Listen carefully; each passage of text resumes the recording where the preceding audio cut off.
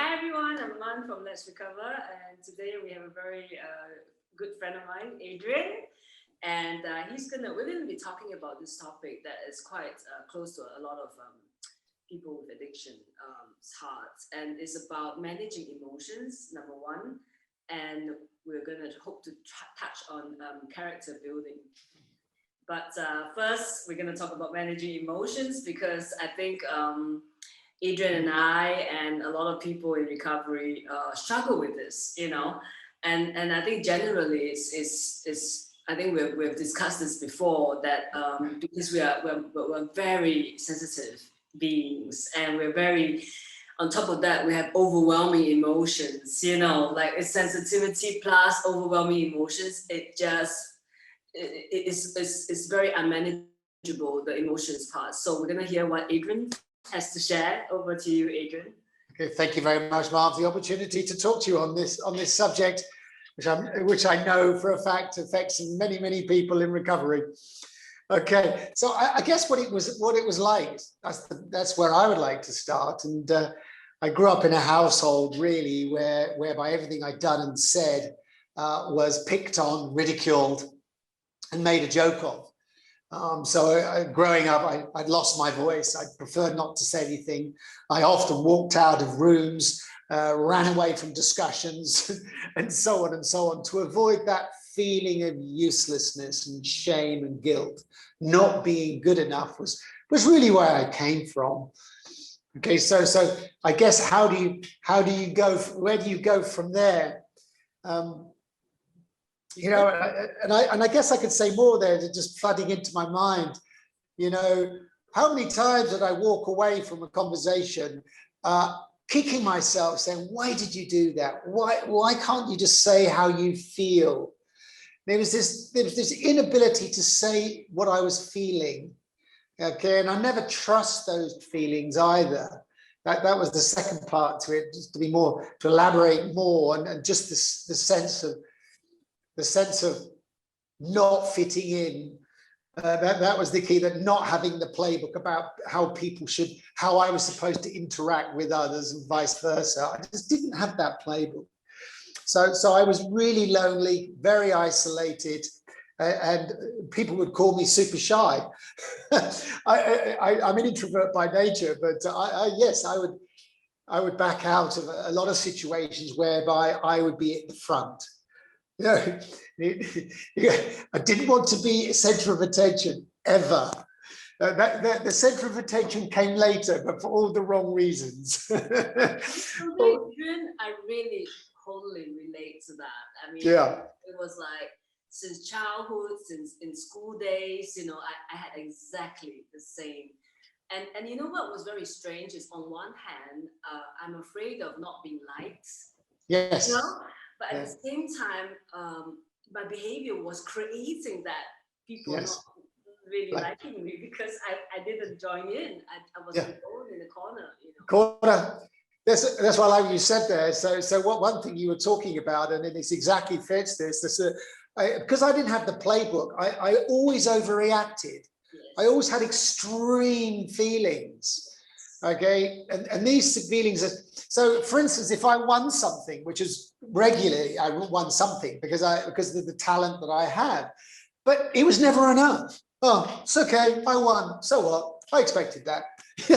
And then if I felt wronged, I would explode into this lava of emotion that just flooded out of me, and there's this huge extremes, and people looking at me going, "What's up?" Yeah. And of course, those people soon realized that I was a nutcase, and therefore they didn't want to deal with me. They certainly didn't want to back or support me, which led to a lot of that loneliness. So that's what it was like. So how do you? I don't know if it is you are a nutcase though. I don't think it's a nutcase. I think it's a little bit of like this suppressed emotions, and then you become like a volcanic eruption about to happen. You walk around like just stressed because when you're home is not safe. Yeah. And I came from the same similar background where it's Chinese. It's a lot of like critical like upbringing, like you're never good enough, you're never And when you come from a family home environment where you don't feel supported and safe, you know, and you're a sensitive and emotional child, that's not a good combination, you know. Yeah. Yeah, and I'm exactly that background as well. I'm super sensitive. And I was shy and I was ridiculed constantly by my father, my mother, and my sister. Yeah. So what do you do with all these emotions? Well, just give a few facts to start off with. Of course, that there's a half a dozen. Well, that's not factual, but the next one is half a dozen emotions, but they're broken down in 27.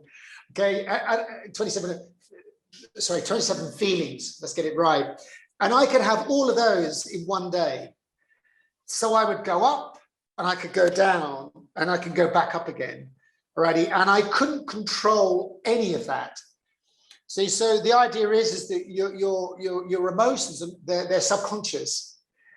Okay, so what happens is, and I use this expression, that if I got locked into a dark room when I was a child, I had fear of the dark. If someone pushed me into a swimming pool, I had fear of water. The problem is with these things is they become default settings. So they are subconscious. So my brain starts to look for something similar. That where's the feeling similar to this? Okay, so I could be in a completely separate environment, different circumstance, but still have that same feeling of fear. Okay, so I walked around with fear against everything. And I didn't realize this until my recovery, but I had fear for every day of the week and once an hour. You feel often, Adrian, that because we're introverts and we're very sensitive, that the only time when I can be myself is when I'm alone.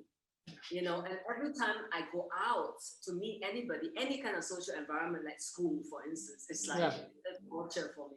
It was like a performance.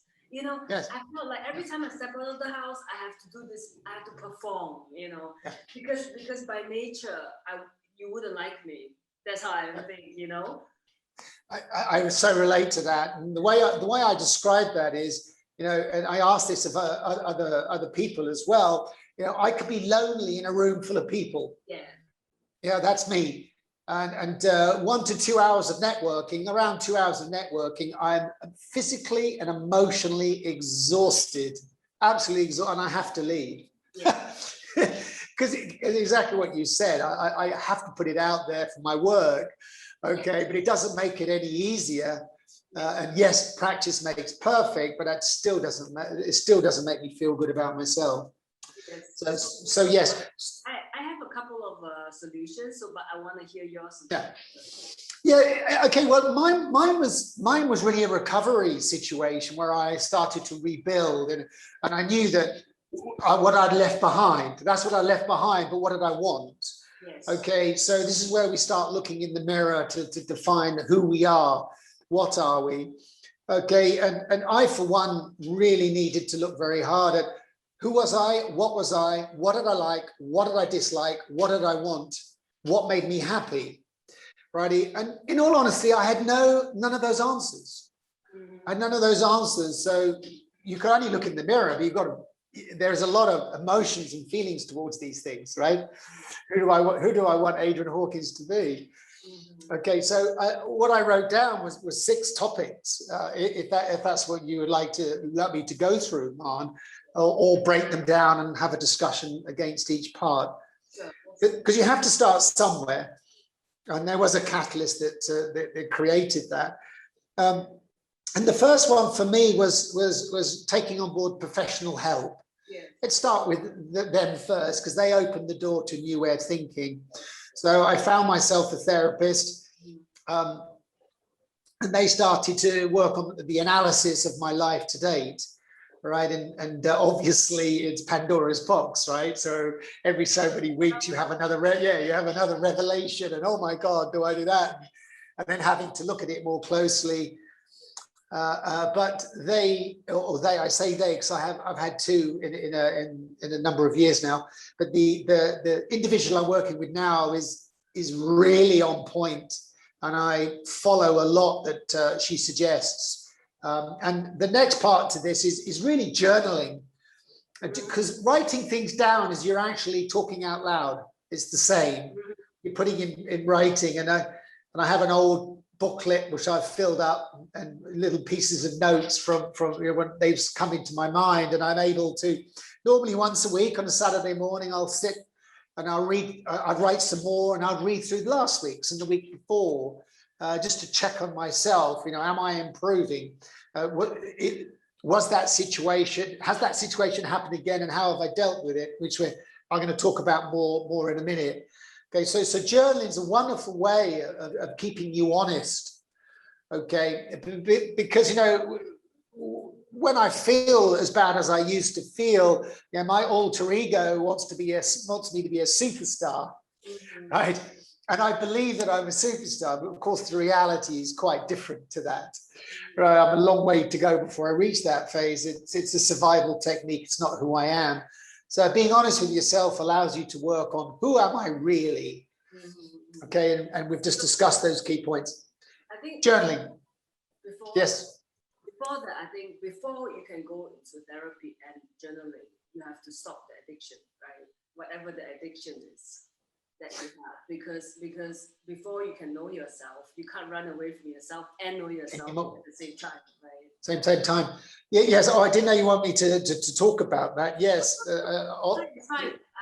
We can just, it's like gotcha. Addiction is running away, and getting to know yourself is the opposite of that, right? Yeah. So, yes, I'm just fed up. I was fed up of running.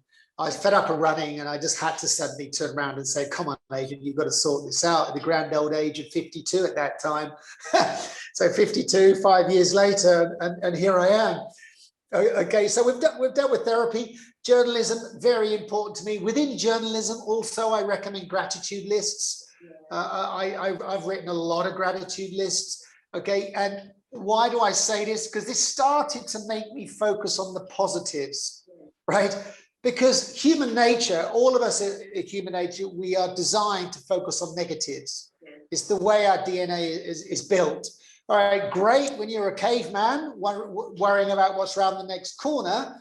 Not good when you live in a big city, especially as safe as Singapore. All righty. So it's how do we stay positive? And one of the things a psychologist told me was, for every one negative thought, you need 5 positives.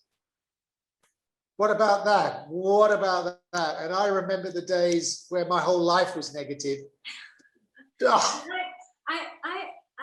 I know what you mean, but I'm going through right now the phase of understanding that life is negative and positive, and recovery is about not having destination positive or destination happiness, but to actually say I'm okay with whatever is in this moment, and if it is negative or positive, it's just our mind's way of labeling or kind of understanding the situation. So if somebody was rude to you, right, you see it as a negative, right? Yes, of course.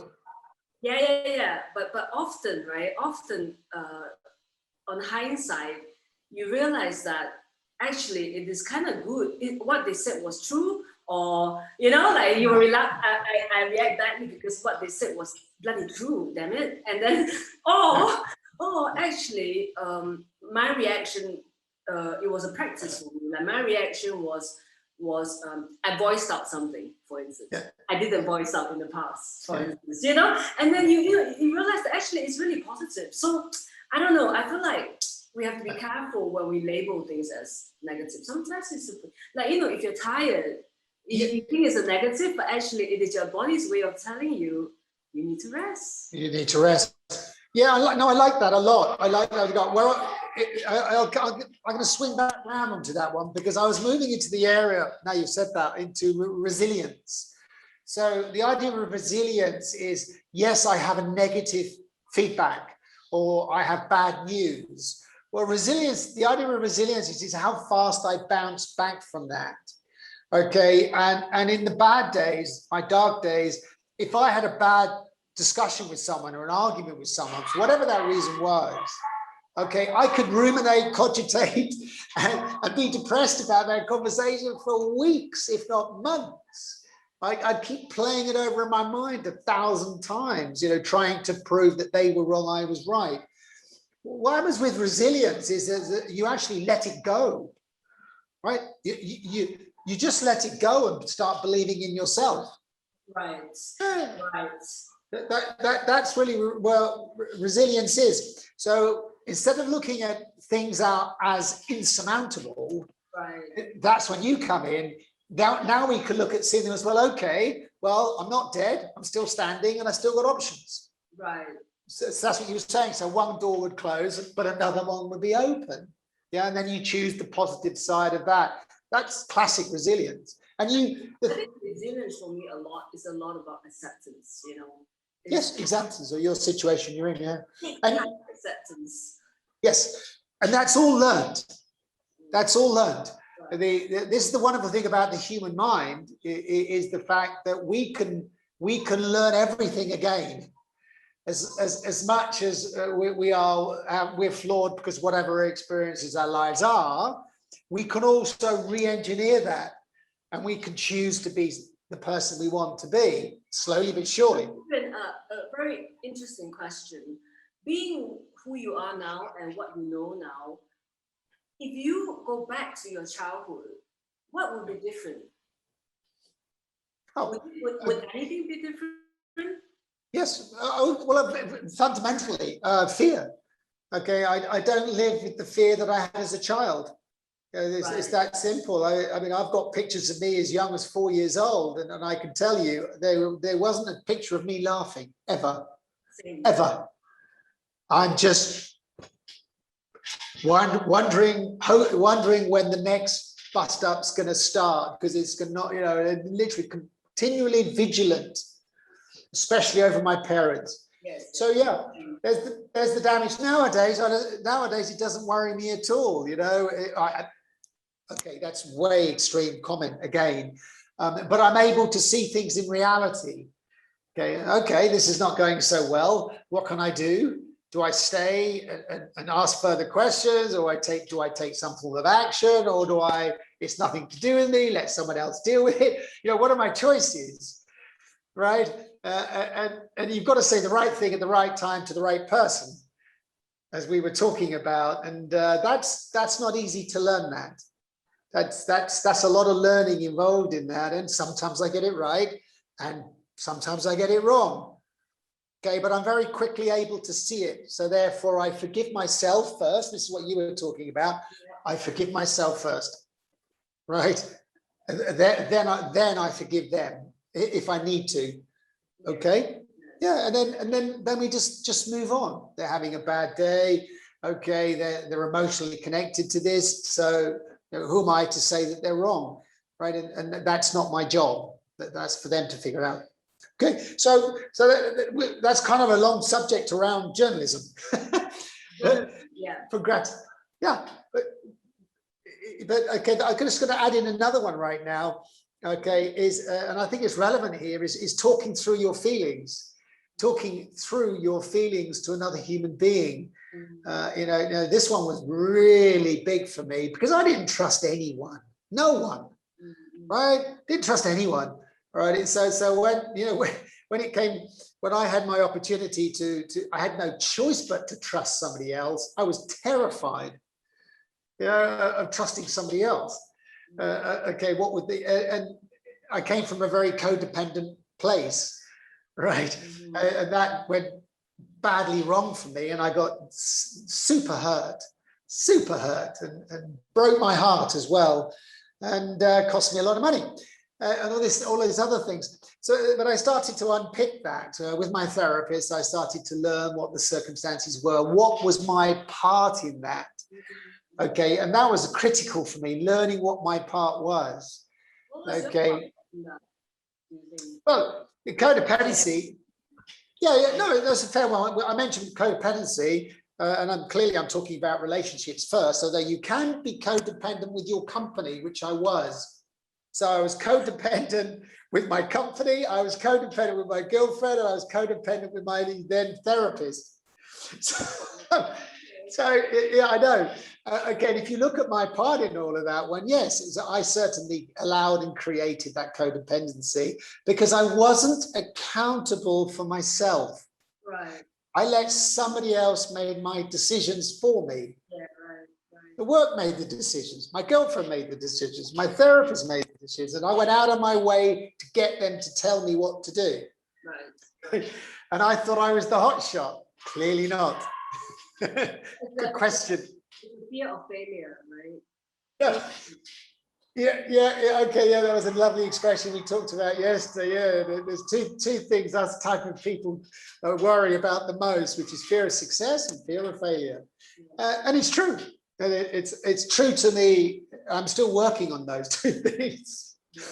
But I'm remarkably more successful now in one area and only one area. That's making myself happy. Right. Okay, and we've talked about a little bit about feelings, but the next one is self-care. So how do I make myself happy? It's a nice bridge, nice segue. Yeah, and of course, I was self-destructive to the max. Yeah. I mean, I was, I went through periods of time where I was fighting people in bars and getting hurt badly, already, and just causing myself deep pain and grief. So I didn't know how to look after myself. I thought I was the tough guy, but I wasn't at all. Okay, and the damage it had caused me was profound and deeply disturbing, actually. So what did I learn? I learned how to put me first, right? Not put myself in situations that cause me harm. Okay, obviously the fighting had to stop for a small guy like me, which is a bit silly. Super silly. And then also doing things like praising myself when I've finished a project, praising myself when I've got through the day, dealt with tough conversations, challenging situations, okay, or just damn right had a lovely smooth day, right? And I would cook my favorite foods, okay. I would spoil myself and go to the movies. Okay, and all of these sort of things, small little things, go and buy myself a new shirt and tie for work, right? They're small things, all right, but amazingly, they make you feel good, right? And one of the last ones on that list, which is probably my favorite one, is go and help somebody else. One of those stories I'll quickly tell you, my therapist said, are you dating? And I said, oh, well, a little bit. She said, why didn't you buy your date a present? So I went out so who was I about to date? And I would give them a gift at the start of the evening to thank them for spending time with me that night. And amazing, the feedback, the emotional feedback I got from those individuals was quite startling, actually. Okay, but I felt good about me. But by doing so, I put them first, because I was self-centered to the core, right? It was always about me. Okay, and now it was about them. So I learned to develop my human connection. That's how it started. Not with the family. I started with this very simple human connection, right? But so rigor and honesty came first. Then this idea of human connection. Right, and I was able to, if they had a good night, then I was really pleased. If they had a bad night, obviously I apologized. Maybe we're not right for each other, whatever it was. But 9 times out of 10, I had a really good night out. No, I think the other thing that's interesting about self-care, which I'm huge on that self-care. We always, when we are very self-destructive, when we first start to care for ourselves, the first thing we did was to stop the addiction. That's the first step, right? Yes, correct. Was killing Stop the addiction. And then the second part, we start to be very physically focused. Like we start to take care, eat right, dress right, comb our hair. Like a human being, take showers. And the physical care comes in, exercise, eating. But then the other part, that's what's interesting. And then you go for therapy, is the emotional part, emotional, mental part. And I find that the last part right now, which is quite interesting, is when that fundamentally, I don't know if this is interesting to you, but I think fundamentally we were children that was kind of squashed, you know, Yes. and children that was not nurtured and loved and grown into, like, you know. So what happens in the last part is when we start to connect with ourselves. Yes. You know? Yeah, it's true. Again, thank you for that. My next topic was actually health and exercise, which you just discussed. All right, and you're so right. You know, I've never been this fit. That's the funny thing. Yeah, I've got this regime where I exercise every other day. Right, and before this video, I actually had a swim. Right, and I feel re-energized. I feel fresh. My mind is clear.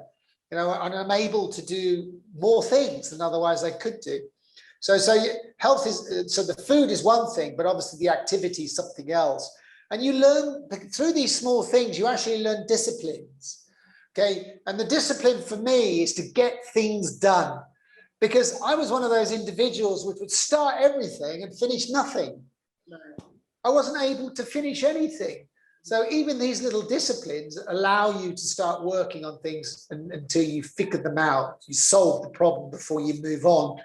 Okay, so yes, I agree with you on this one. This is all character building, is what we were discussing, all of these things. And then it leads into the last one, which is to build a support network. Yeah, because once you've got to know how to treat people with honesty, yeah, with integrity, with respect. Okay, all words that I really didn't know, right? Or certainly didn't practice them. Okay, then I start saying, well, who can I go to for help? And it's one of my favorite lines when I deal with other, not just myself, but other people. You know, you don't go to the butcher for financial advice. Okay, and I'm able to now find the exact advice I need on the areas of my life that need support. Okay, and you know, and you don't need a lot of close friends. Okay, but you do need one or two really good friends to keep you honest, for sure. But I'm very comfortable knowing what I want, know what I need in my life. Okay, so and then I can go out and go and find it, whether it's financial advice, what you just said, professional advice with my therapist. Okay, with career advice, even though I'm pretty savvy within this area. Also educational advice. I'm trying to go back to university to study something new. It's business, and that leads into all sorts of other discussions in areas which I've never heard of before already. So that the old days, that would scare me too much. I wouldn't do it because it was too scary. And so my life was very narrow, but now that fear's gone. My life's becoming much broader again. I say again, because obviously when we're in our 20s and 30s, we don't care. Right. So that network of support is very much around me right now. Okay, and I have to thank some wonderful people which are in my life, and I have so much respect for their friendship and support. Really, truly, I couldn't have done it without them, actually. Okay, but that's all the future. So I think the last thing I wanted to talk about, and that's my 6 key points. If there's anything you want to add to that, Mom. I think what you mentioned about health and fitness was exactly what we said. What I said, that the first thing you start to do after addiction is the physical part, the physical recovery, the health and the diet and the showering, combing. But then it comes to the mental, emotional therapy and getting to know yourself and journaling and so on. And then the last part, which I think is quite interesting to delve into a little bit more. It's the meditation, the connection with yourself. Yes, because once you click into this, like there's someone that is holding you, the adult Adrian is holding hands with the baby Adrian. Yeah, that's right. Inside that whenever you're in any situation, you kind of go like, what would the adult man do in this situation? You know, instead of reacting as the child, I start to react as the adult, because you have but that relationship starts to become stronger, you know. So now sometimes I will do things that are maybe not the most like, you know, when you're in a schoolyard in high school and people are bullying right? Oh. Including you. Yeah, when we were kids, I think we both had, I mean, in the past, I would be like, I did the same. I would storm out, and go home and cry. Like, now I might say something that would challenge you. I might say something that would stand up for myself. That sounds like I would say something like that would terrify you too. Like I would challenge the person. I wouldn't be so like crying or running and stuff. And you know something, I kind of like it. And people might say, well, you're not being very nice, right? Yeah. Not being very nice, but you know what? I'm okay with that. Yeah. I'm okay with that. Yeah, okay, yeah, we're all different. We're all different people. I mean, I'm a pleaser not by nature. Let's get it right. I was nurtured to be a pleaser. Okay, but it's significant because I'm in a job in the service industry, and I have to put people first. Surprisingly, but within that respect, they've become my product. So my sensitivity allows me to read these people's intent. Okay, and it's the word intention which is critical. It's very hard to know what a person's intentions are apart from their behavior, right? It's a physical behavior, not a verbal communication, right? So it was all about the intention.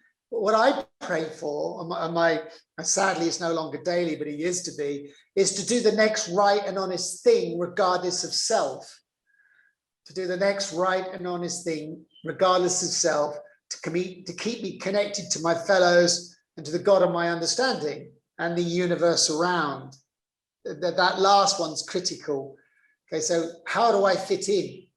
Because I didn't know how to fit in, right? So, and I find those conversations very quickly slip away, and I don't have those conflicts already. So I've gone from this. My question is, do you need to fit in? That's what I want to ask. Oh yes, yeah. Okay, I know where you're coming from now. Individuality, right? Yeah. Who am I? We talk about who am I in the end. Because when we were kids in that kind of environment, you're trained to be vigilant to how other people feel, but you never really trained to be vigilant about how you feel. Yes, correct. Yeah, no, it's a good area. Actually, it's a very good area. You and I are clearly very similar on this one. We talked about earlier on about these emotions that go up and down constantly, and I think we said it before the video came on, to say the right thing to the right person at the right time. And this is true. Okay, so am I dealing with a hostile individual who wants to put me down? Okay, do I have something to say about this situation? Okay, because a lot of the time I find you don't need to say anything. Okay, don't get me wrong, sometimes I get it wrong and I upset someone and I go, oh, all right, and you put it down to experience and you apologize and you leave. Okay, or you walk away and you apologize. But I'm finding in my latter years that I don't have to say anything, right? And I was one of those individuals who couldn't wait to open his mouth. Couldn't wait. I had to tell someone that they were wrong, right? I was self-righteous. Yeah. So my question really is, so what? So what if, I said the wrong thing at the wrong time to the wrong person? So what if I open my mouth and said something challenging? So what? Yeah, okay, I'm with you on this one, but I think what I was trying to say is circumstances. I would look at each individual circumstance.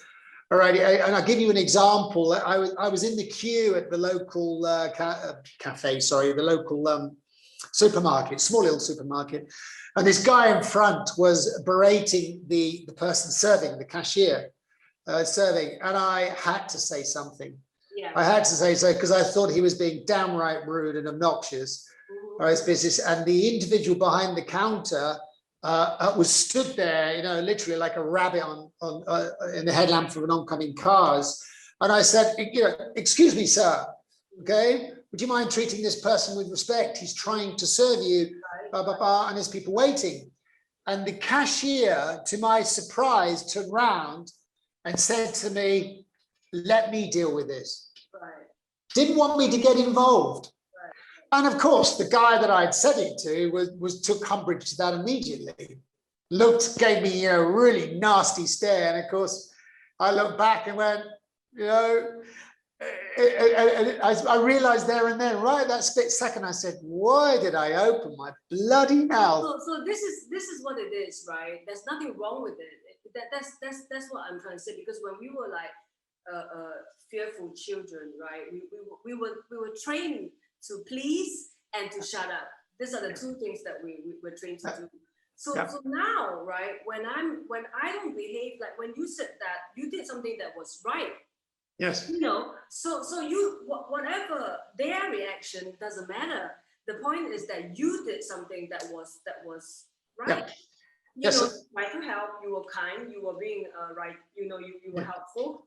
And if they didn't react whatever way they do, that doesn't matter. The point is you did what you think was right, and that is all that matters. Like in the past, especially, what's the interesting thing is that bullies, I realize they pick on people who are people pleasing and silent. They're the perfect victim for the bully. So what happens is that when I started to stand up to the bully, like say if somebody starts to comment at me, like there's a lot, especially older women, I don't know why, and they'll go like, you really should like, and I'll say, well, thank you for your information. Thank you for the information. Sometimes I will say, maybe you should mind your own business. Yeah, no, that's okay. Yeah. Yes, boundaries. Yeah, I never would say that in the past, in the past. Silent, fuming, go home, angry, Yeah, it's true. I think your example's better than mine. Your example very clearly shows you, yes, doing the right thing. You should have said that because it was about bullying. I shouldn't have said mine because it was nothing to do with me, so to speak. No, I don't agree. I think that you did. You said what you should, that you feel is right, and that's it. It ends there. You don't care about the response of that. Yeah. So there you go. So those examples is saying the right thing to the right person at the right time. So and your example is the same. So yeah. That's not what I said. What I'm trying to say is, even if you didn't say the right thing at the right time to the right person, according to what right means, it's okay. Yes, that's the key. What right means. The other thing is how it made me feel. I was pleased I said it. Yes. Okay, and I said nothing else. And I asked, when it was my turn to be served, they asked the guys, are you okay? And he just turned around to me under his breath and say, oh, these people, it's business. So clearly he was pleased that I'd said something. You are right. Yeah, of course. Now I remember it. Yeah, now I remember it. It happened a while ago. There you go. So we learn, again, that's all about character building, because we say things otherwise we wouldn't have said, and we learn something new about ourselves. One, that we can say it, but also we can learn from the experience. What was the response by the other people, right?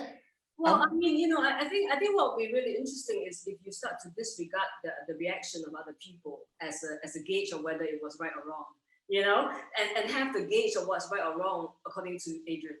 How it made me feel. Yeah. It's more to do with how it made me feel. Yes, it's true. But again, in summary, what you were saying, you are correct. I felt good. Better for saying it than not saying it. Yes. And your adult Adrian jumps out and says, "Well done, well done, kid. We did well." I mean, doesn't matter the response. Doesn't matter what the reply is, because they come from their background and their experiences. So the bully comes from his experience. The service guy comes from his experience. Doesn't matter their response. So you have to jump in immediately and say, "That's wonderful. We did well," and then that's it. And No, okay. No, I know what you're saying. It's interesting. I tried to tell you a story about what happened 3 years ago when I first arrived in Singapore. Okay, so yeah, I'm not all there with that story, but it typifies what I was saying. Anyway, that was my summary to show you that these things are still learning in progress. Righty, and my voice is now getting heard. So I went from finding it extremely difficult to I'm not talking about work, by the way, because that's easy. I know the job well, and I know what's right, and I know what's wrong, so I can articulate these things beautifully well. But isn't it strange when you move outside of that comfort zone of work you've done for 20 years, same thing year in, year out, to a social environment like that, and then all of a sudden you haven't got a clue what to do. So until you put yourself out there and you start learning these new social skills, right? Sounds strange saying that for a person my age, okay, but I find it extremely common. Some people never learn, Adrian. Yes, it's extremely common, and I help other people in other areas of their lives as well. And needless to say, they have all sorts of social phobias. Yes. The majority of people have some form of social phobias. Yeah, so we're not the only ones. So that's me done for the day, really. Character building. Okay, and I hope that made a lot of sense to you. Yes, thank you so much. Do you have anything else you want to add before we end the interview? One of the topics that came up, which I didn't touch base on, was procrastination. Really, but it effectively leads to, not making a decision is more painful than making a decision, right? And I would make myself ill by not making a decision because I was too worried about what the future would hold. Now, I don't have a silver ball, so I don't know how that decision is going to affect my future. Okay, so what I found out is I had to reprogram myself to make decisions. And I used to call these baby steps. Okay, I used to call these baby steps. Even if it was like writing them down, asking some friends. I have to be very careful with asking friends. Don't forget, they'll only see your situation from their own position. Okay, and then making a decision and taking the action. Right, so I got very much involved in action. All right, it doesn't mean I still don't end up stalling and worrying about the decisions ahead of me. I've got several right now and I get somewhat overwhelmed by them, but I find the easiest way through that, okay, is to share them with a friend, a trusting friend, articulate them, tell them what your decision is and see, am I being rational? Yes, Adrian, you're being rational, or maybe, Adrian, you want to reconsider, right? That's what I do with these things. Then I take the action to get things done, whether it's an investment, whether it's an educational course, whether it's a project I'm working on. And I find that the more I do that, the more and more I learn to be comfortable making a decision. And that's been one of the biggest character building exercises that I've worked with. Because I certainly couldn't do that, before I stopped my addictions. Yeah, so you're basically talking about taking action despite the fear.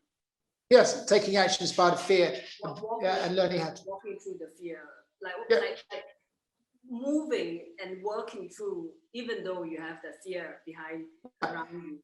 And what I found out was that even successful people, I mean, people I know who are successful, even they talk about, yes, their concerns over their decisions, okay, but they liken it to the best decision they can do on the day with the information they have. Yeah, right. And they're very clinical with it.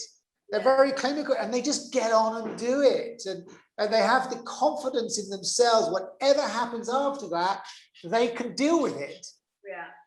And that's what I'm learning now. Right. That's what I'm learning now, that if I can't achieve this, okay, that takes me a step forward, and then I will deal with that new situation when it arises, and I will take another step and then another step. So therefore life becomes very linear. You just keep moving forward, right? Which is kind of cool. I never thought about it that way. I was always on the emotional roller coaster. So that was the part I wanted to share with you. My character building has allowed me to have all sorts of wonderful revelations and new experiences, and dealing with life as it was always intended to be. Okay, and that gives me the freedom. Gives me an awful amount of freedom in my mind. right? So I'm really appreciative of these experiences. So there you go, Marn. It's been an absolute pleasure. I've run out of things to say. Adrian. All right. Bye. Thank you. Bye-bye.